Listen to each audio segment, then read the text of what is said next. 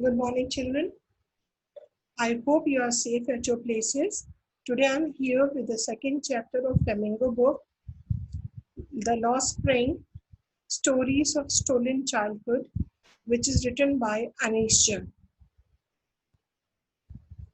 First of all, we will read about the poet. Anish Jan was born in Raurkela and spent her childhood and adolescence in Hyderabad. She received her education in Hyderabad and in the United States of America. Her parents were both writers. Anishin began her career as a writer in India. She has been an editor and columnist for major newspapers in India and abroad and has authored several books. The following is an excerpt from her book titled Lost Spring Stories of Stolen Childhood. Here, she analyzes the grinding poverty and tradition which condemn these children to a life of exploitation. Now, theme of the story. In this story, the author examines and analyzes the grinding poverty and tradition that condemned children to a life of exploitation. Here in the story, Sahid is a rag picker whose parents have left behind a life of abject poverty in Bangladesh to try and eke out a living in Delhi. His family, like the many other families of rag picker, lives in Simapur. These rag pickers have no identification other than a ration card. The children do not go to school and are excited at the prospect of finding a coin or even a 10 rupee note while foraging in the garbage, which is the only way of earning a livelihood. They live in a seminal condition but are resigned to their fate. The writer is painted to see him with the canister after he has taken up a job with a tea store. She realizes that he is no longer his own master, and this loss of identity weighs heavy on his tender shoulder.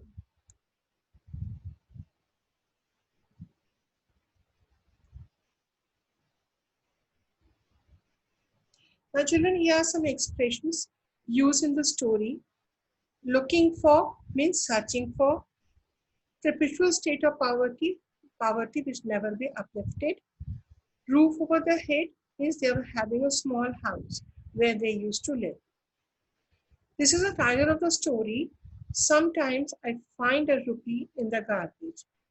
Now see the title and you find how the pathetic life these rag pickers are living and how they're leading their life.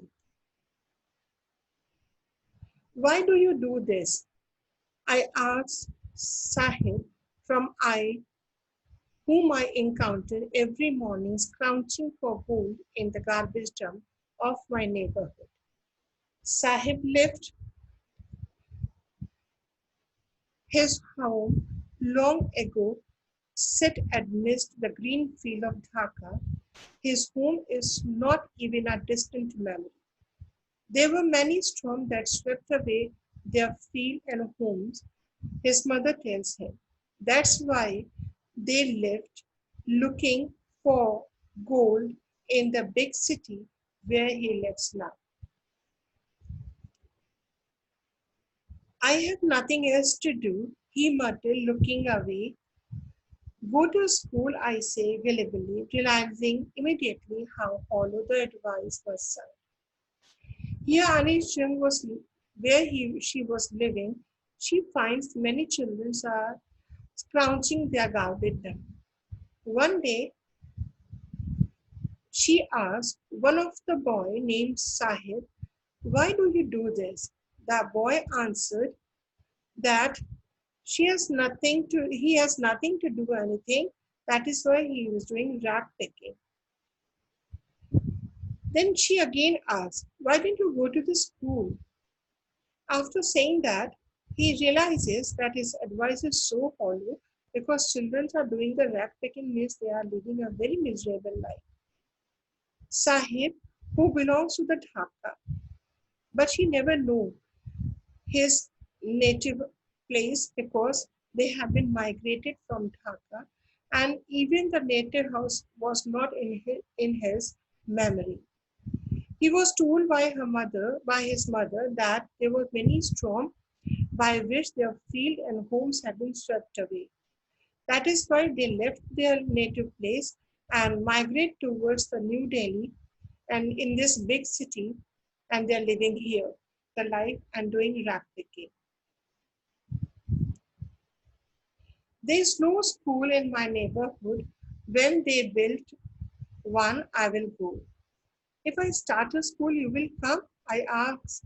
Half jokingly, yes, he said, smiling proudly. A few days later, I see him running up to me.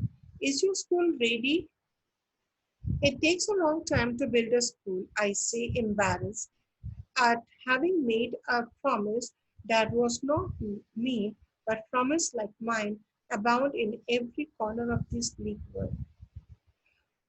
Now, Anish Jung come to know that the boy was willing to go to the school, and he's saying that there is no school in his neighborhood.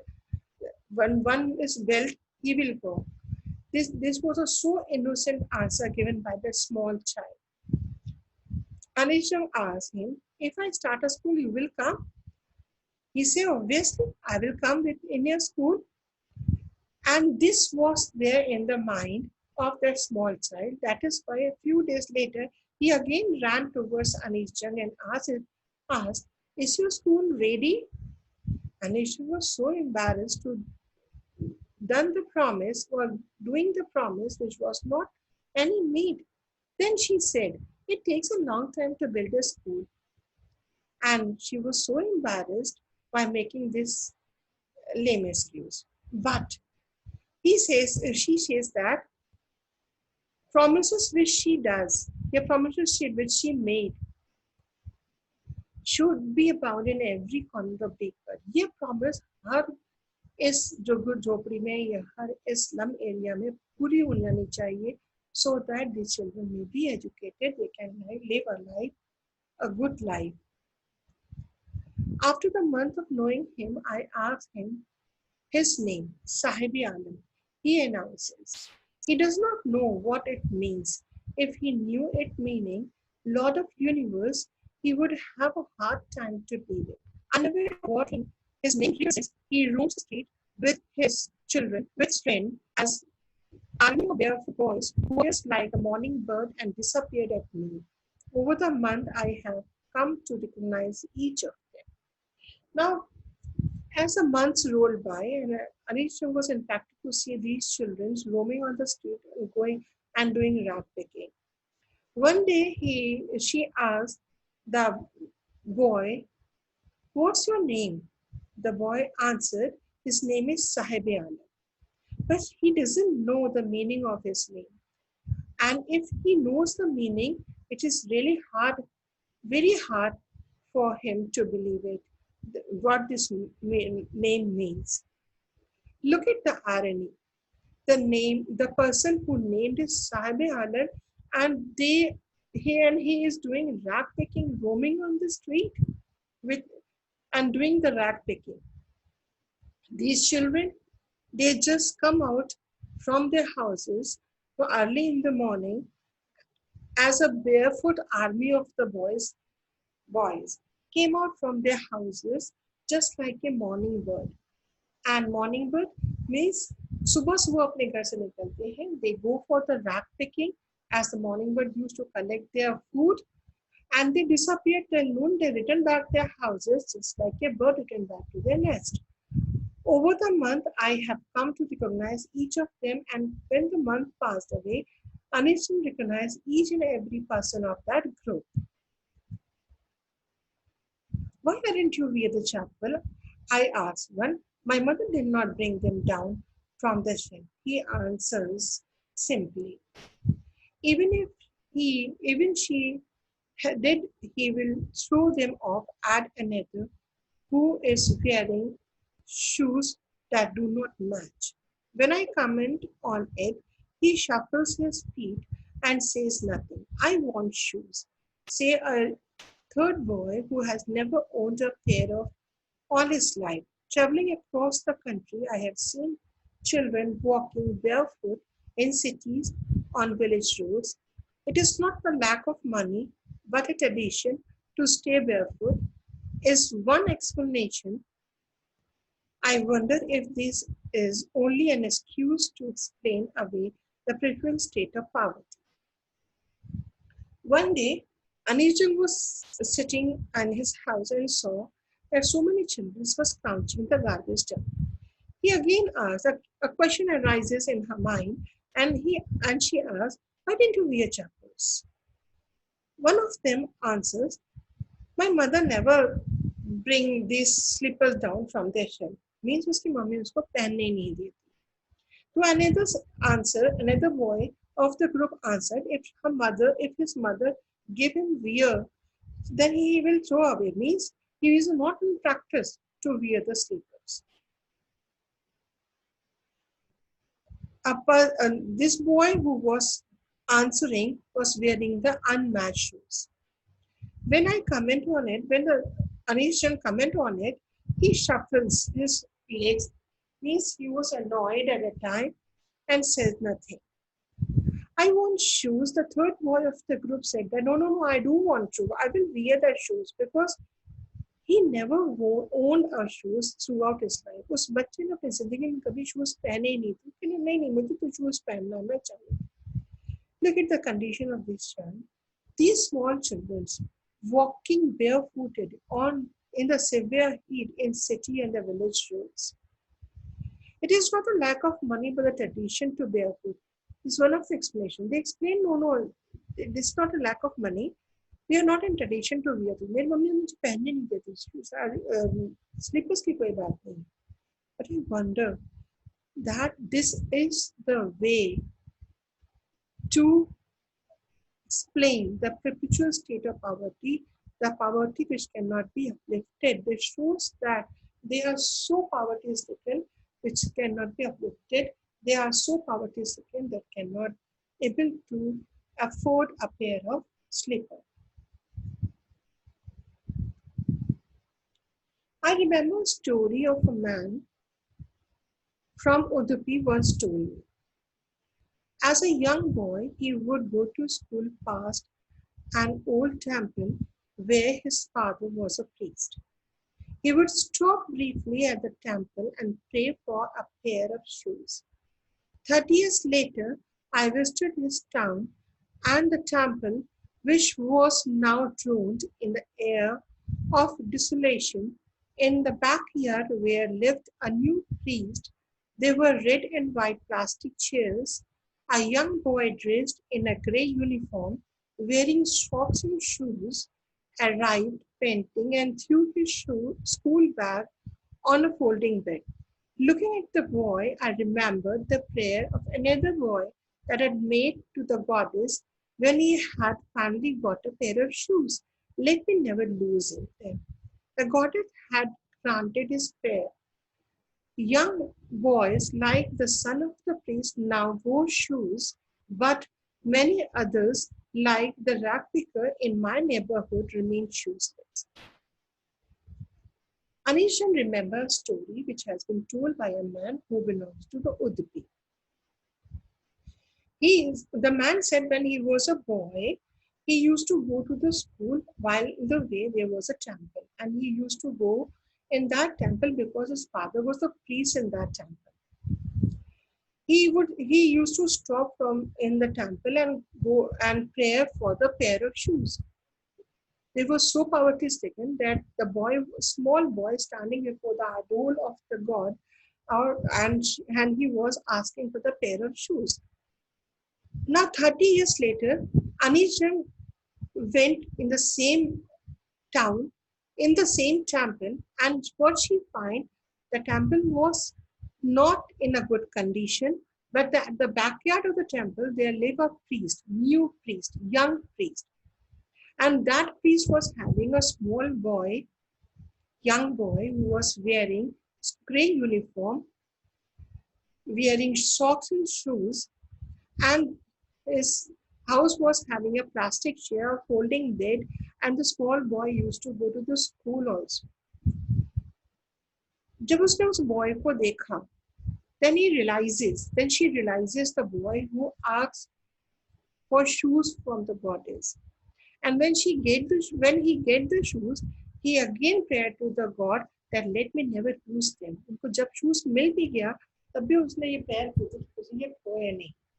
Means the priest, which were also poverty stricken, God has granted his prayer and his standard was uplifted. His child was wearing shoes now, going to the school, living a good life. But as far as the rag picker were living the neighborhood of that Anisha was not, the status of the rag picker was not uplifted. They remain poverty stricken from generation to generation, and they are leading the life of misery. My acquaintance with the barefoot rag picker leads me to Singapore, a place on the periphery of Delhi, yet miles away from it metaphorically. Those who live here are squatters who came from Bangladesh back in 1971. Sahib's family is among them. Simapuri was then a wilderness. It still is, but it is no longer empty. And structure of mud with roofs of tin and tarpaulin, devoid of switches, drainages, or running water, live 10,000 rag pickers. They have lived here for more than 30 years without an identity, without permit, but with a ration card that get names on voter list and enable them to buy grain. Food is more important for the survival than the identity. If at the end of the day we can feed our family and go to the bed without an itching stomach, we would rather live here than in the field that gave us no grain. Say a group of the women in a Tartar sari, when I asked them why they left their beautiful land of green fields and river. Whenever they find food, they pitch their tents that become the transit way. Now, in rag picker बच्चों से जान पहचान अनिश जंग को सीमापुरी ले गई. Simapuri is a place at the periphery, outskirts of the Delhi, and metaphorically. Metaphorically means the place in the capital city was devoid from the civic amenities. In those days, here people who lived over there squatted from Bangladesh in 1971, and Sahib family was one of them. Simapuri was a place, a wild place at that time, and still it is a wild place because it was devoid of civic amenities. People are living in the structure of mud with a tin roof and devoid with switches, drainages, running water, and you imagine 10,000 rag pickers are living over there. They live there because without any identity, without any permission, but they are having a ration card so that their name has been enrolled. Their name should be enrolled in the voting list. How selfish the leader of that place are, making them the vote bank only. But what they get through this ration card, they get some grain to feed their bellies. And for them, food is more important than identity. One of the woman of the group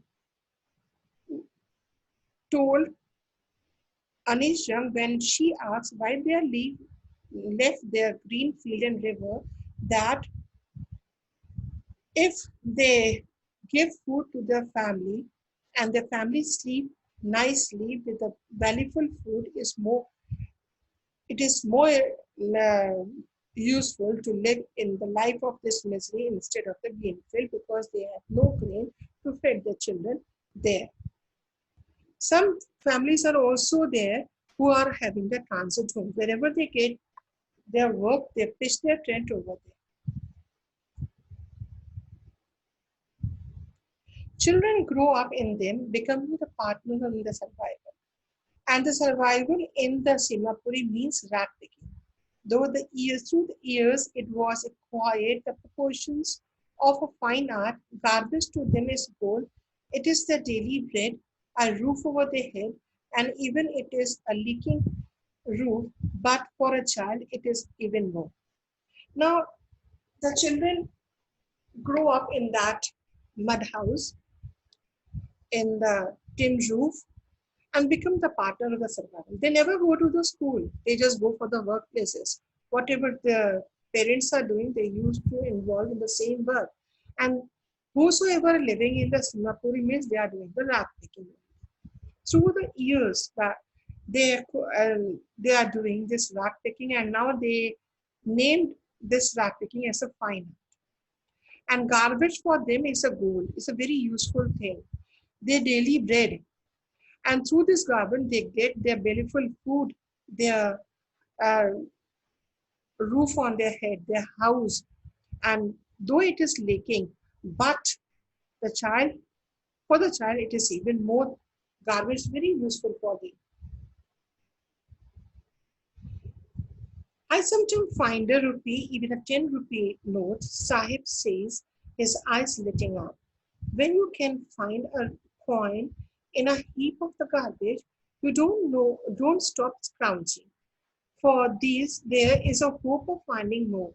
It seems that for children, garbage has meaning different from what it means to their parents. For children, it's a rapid wonder, and for the elders, it is the meaning of survival. What happened? One day, Anishan was told by Sahib that at some time find when he asked why you're doing the rat picking, he said, no, it's a very good thing.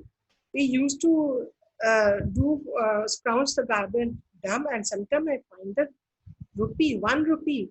Sometimes I find the 10 rupee note too. And when you find the silver coin in the garbage, their hope generated, and you started finding more. It seems the children are very excited to get something useful from the garbage. Then it was a game for them. And for the parents, it is just our daily bread. It is a means of survival. One winter morning, I see Saib standing by the fence gate of the neighborhood club, watching two young men were dressed in white, playing tennis. I like games, he hums, content to watch it standing behind the fence. I go inside when no one is around. He admits the gardener let me use the swing. This is the feeling of the boy to spend a good childhood. While he was standing, Sahibina Alam was standing beside the gate of the club where the two men was playing tennis in the white uniform. The game was very good. He said to himself that one day I will go inside when no one was there, and gatekeeper he want to take the favor of the gatekeeper and said that this gatekeeper will allow him to use swing also. This was the promise made by the small boy Sahib to himself. Sahib too is wearing tennis shoes that too strange over the discolored shirt shorts. Someone gave them to me, he says in the manner of explanation. The fact that they are discarded shoes of some rich boy who perhaps refused to wear them because of the hole in one of them, who doesn't bother for him. For one who has walked barefoot, even the shoes with the hole is a dream come true, but the game he is watching so intently is out of reach. What happened? One day, some few days later, Anishang saw Sahib Halam was wearing a Tamil shoes, and it was discolored shoes, and he was wearing a shirt and short which was not matching with each other. When Anishang saw him, he explained that someone gave me to wear. The fact is that the shoes which he was wearing was discarded shoes of a rich boy because of the hole in them. But a boy who had never wear shoes in his life, shoes with a hole, make his dream come true. But the game which he was watching is not in his reach. It is just out of the reach. He cannot go for that game. This shows that these children do have to live a standard, do have a feeling, or you can say they have will also have some desire to live a very good life, but they cannot achieve that which they just require, just they want. This morning, Sahib is on his way to the milk booth. In his hand is a steel canister. I now work in a tea stall down the road, he says, pointing in the distance. I'm paid 800 rupees and all my meals. Does he like job? I ask. His face, I see, has lost his carefree look.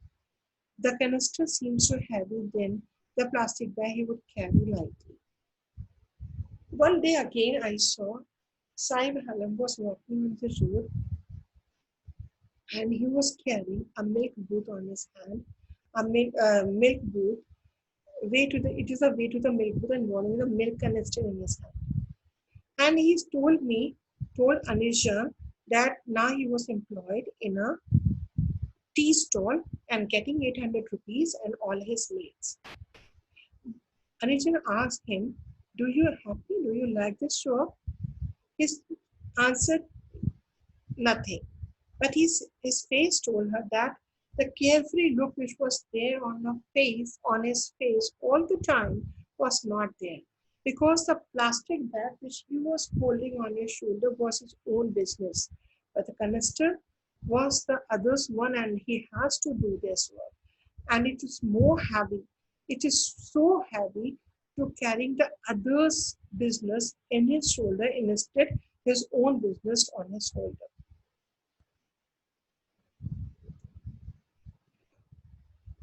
The bag was his and canvas belongs to the man of his own who owns it because bag, rag picking bag was his own business and the tea container belongs to the others. It means he was no longer his own master. He has lost his freedom. This was the this was the thing by which his carefully look has been vanished away from his face. This shows that these children also wanted to live a standard life, a quality life. They do want to have their dreams in their eyes that they cannot able to fulfill due to the grinding poverty.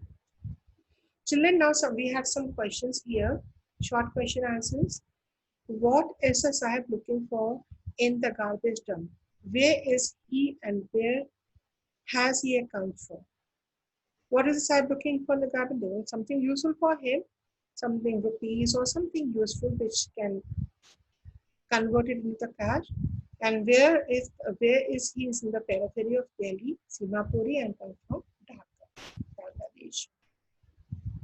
What explanation does the author offer for the children not to wearing the veil? Maybe this is the way to explain the poverty. Maybe they are hiding, they will showing that they are a tradition.